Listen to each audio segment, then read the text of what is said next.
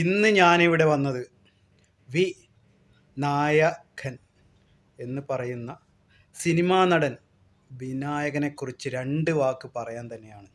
അവനെ ആരാധിക്കുന്ന സൈബർ അന്തങ്ങൾ പൊടിക്ക് ഒരു മിനിറ്റ് സമയത്തേക്ക് ഒന്ന് അടങ്ങണം. കാരണം എന്താണെന്നല്ലേ? ഇതാ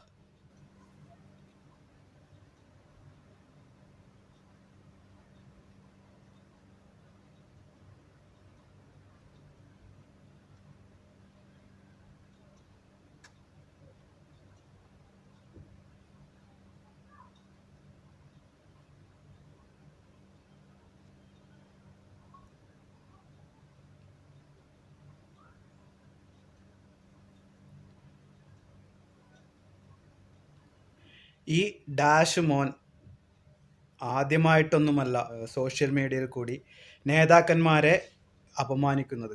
ഇതിനു മുമ്പ് പല നേതാക്കന്മാരെയും പല സാംസ്കാരിക നായകന്മാരെയും ഒക്കെ ഇദ്ദേഹം അപമാനിച്ചിട്ടുണ്ട്. മുൻ മുഖ്യമന്ത്രി ഉമ്മൻചാണ്ടിയെ അപമാനിച്ചതിനെതിരെ ഇവൻ്റെ പേരിൽ ഒരു നടപടി പോലും ഇന്ന് വരെ എടുത്തതായിട്ട് അറിവില്ല.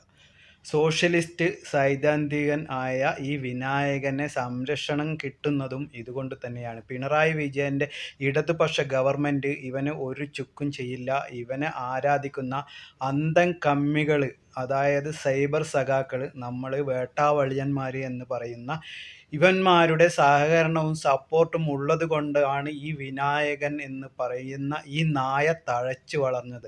മുഖ്യമന്ത്രിയും പ്രതിപക്ഷ നേതാവുമൊക്കെയായ VS അച്യുതാനന്ദനെ കുറിച്ചും ഈ അടുത്ത നാളിൽ ഇദ്ദേഹം മോശമായി എഴുതി. എന്നിട്ട് പോലും പിണറായി വിജയൻ ഇദ്ദേഹത്തിനെതിരെ ഒരു ചെറുവിരൽ അനക്കിയിട്ടില്ല, ഒരു പെറ്റി കേസ് പോലും എടുത്തിട്ടില്ല. കമ്മ്യൂണിസ്റ്റ് പ്രത്യയശാസ്ത്രം ഉയർത്തിപ്പിടിക്കുന്നവനായത് കൊണ്ടു തന്നെയാണ് ഇവനെ അറസ്റ്റ് ചെയ്യാത്തത്, ഇവന് സപ്പോർട്ട് കൊടുക്കുന്നതും ഇവൻ വളർന്നു വലുതാകുന്നതും. ഇനി ഇവനെ നാട്ടുകാർ ഒരു കൈകാര്യം ചെയ്യുന്ന രീതിയിലേക്ക് എത്തിയെങ്കിൽ മാത്രമേ ഇവൻ്റെ വായ ഒന്ന് അടയുകയുള്ളൂ. ഇതിനു മുമ്പ് ഒരു ദിവസം അയൽവക്കക്കാരുമായി വഴക്കുണ്ടാക്കുകയും അവരെ തുണി പൊക്കി കാണിക്കുകയൊക്കെ ചെയ്തിട്ട് നമ്മൾ സോഷ്യൽ മീഡിയയിൽ കൂടി കണ്ടതാണ്. ഇവനെ ഒതുക്കണമെങ്കിൽ നാട്ടുകാർ തന്നെ ഇനി കൈകാര്യം ചെയ്യാൻ ഉള്ള ഒരു അവസ്ഥയിലേക്ക് എത്തണം. കാണുന്നിടത്ത് വെച്ച് കൈകാര്യം ചെയ്യുന്ന ഒരു അവസ്ഥയിലേക്ക് എത്തിയെങ്കിൽ മാത്രമേയുള്ള ഇവനെ പോലെയുള്ള കൃമി കീടങ്ങൾ ഈ